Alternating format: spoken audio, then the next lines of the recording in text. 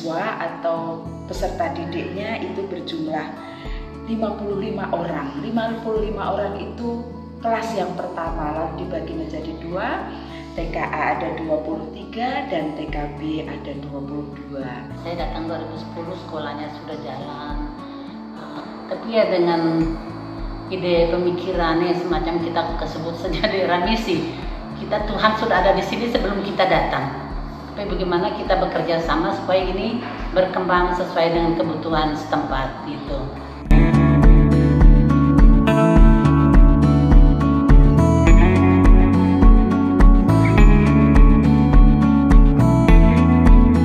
Dan saya membaca dari kronik para suster, mereka belum siap sepenuhnya dengan tempat.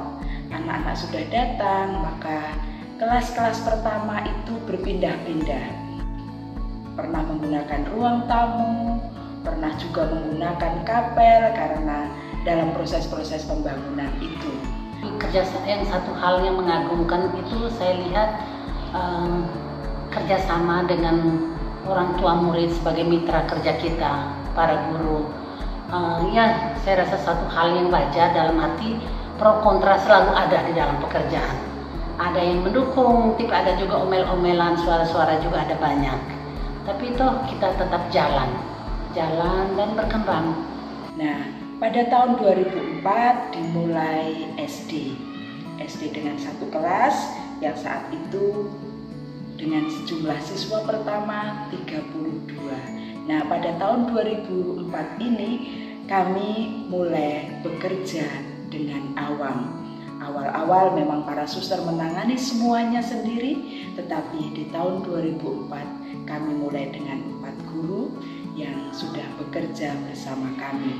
Dan hingga saat ini memang kami bersama dengan tim seluruh pegawai itu berjumlah 89, sehingga itulah perkembangan kami dari tahun ke tahun.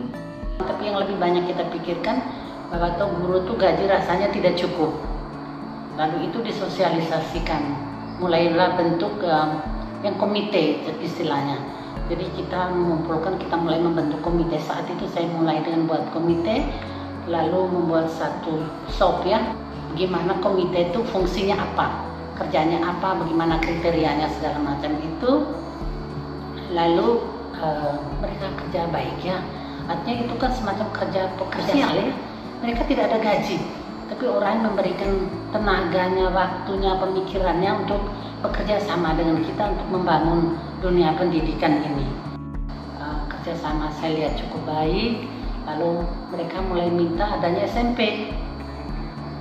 SMP Santa Angela dibuka tahun 2017.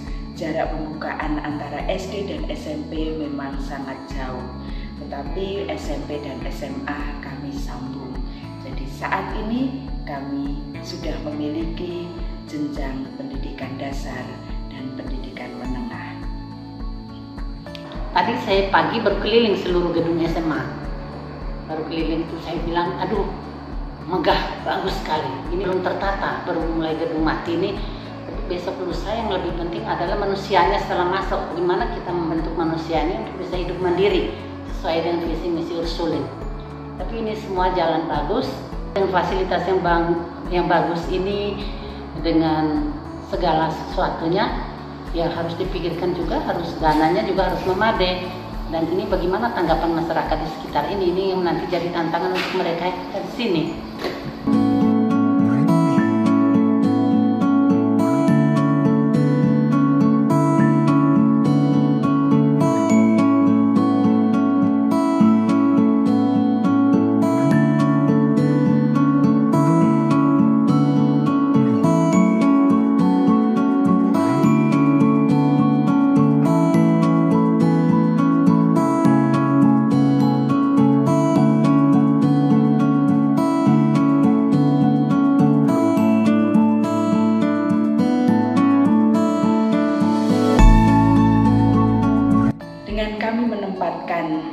Satu kampus Ursulin di Keuskupan Atambua atau tepatnya juga di kota Atambua ini. Yang pertama mengingat kami juga menerima siswa-siswa yang dari timur ini yang ada di sekolah kami, yang ada di Surabaya, di Malang, bahkan di Jakarta. Maka kami berpikir kalau kami menempatkan kampus yang ada di Atambua ini, maka lebih banyak anak-anak yang bisa menikmati pendidikan bersama kami. Maka harapan kami untuk selanjutnya anak-anak bisa hadir, tidak perlu ke Jawa tetapi ada di Atambua. Untuk asrama ini didirikannya untuk membantu anak-anak yang dari luar kota yang bersekolah di SMP dan SMA Santa Angela. Jadi kita kumpulkan di asrama selain untuk pendidikan berkelanjutan, karena yang dari sekolah akan dibawa ke asrama. Hanya pendidikan karakter, nilai-nilai hidup itu yang kita dampingi di asrama. Kapasitas asrama itu 30 orang, tetapi siswa sekarang yang tinggal di asrama berjumlah 8 orang. Untuk yang anak-anak yang dari luar, kan ini ada yang dari SD Santa Angela, SMP Santa Angela sendiri yang lanjut ke SMA, yang dari SD itu yang lanjut ke SMP. Ada nilai tambahnya, bagaimana mereka dilatih untuk bertanggung jawab dengan dirinya, ya, dengan mengatur bagaimana dia di asrama harus bisa mengatur waktu, jam tidur, jam kerja, jam dia belajar. Jadi berdirinya sebuah sekolah yang kokoh kuat ini tidak terlepas dari banyak uluran kasih ya, tangan-tangan orang, sesama suster, dari ordo, dari provinsi, dari keuskupan, dari para imam, ya banyak sekali yang mendukung sehingga terjadi mimpi mulai diwujudkan sedikit demi sedikit. Dengan pendidikan yang berkesinambungan mulai dari PAUD, pendidikan dasar, sampai dengan pendidikan menengah. Mereka lebih memiliki kualitas yang jelas dan wajah Ursulin, artinya nilai-nilai Serviam yang setiap hari dihayati, dilatihkan, diinternalisasikan, harapannya itu menjadi lebih tampak. Supaya sekolah ini semakin eksis karena kerjasama dan terutama menjawab kebutuhan gereja dan masyarakat di sini. Dan mereka mandiri terutama bisa menghidupi, mereka juga menjadi berkat untuk bagi yang lain, seperti itu. Kami juga berusaha untuk menyiapkan anak-anak kami, terutama yang di SMA, itu pada waktunya dia juga mampu untuk bersaing ketika mereka akan memilih perguruan tinggi yang diinginkan.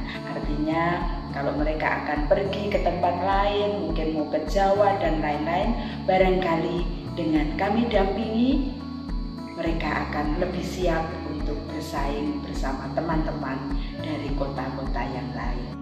Kami berterima kasih karena kami merasa diterima, didukung, baik terutama dari gereja, dari masyarakat, dan juga kami diberi kepercayaan oleh masyarakat, ditandai dengan hadirnya 800-an siswa yang saat ini hadir.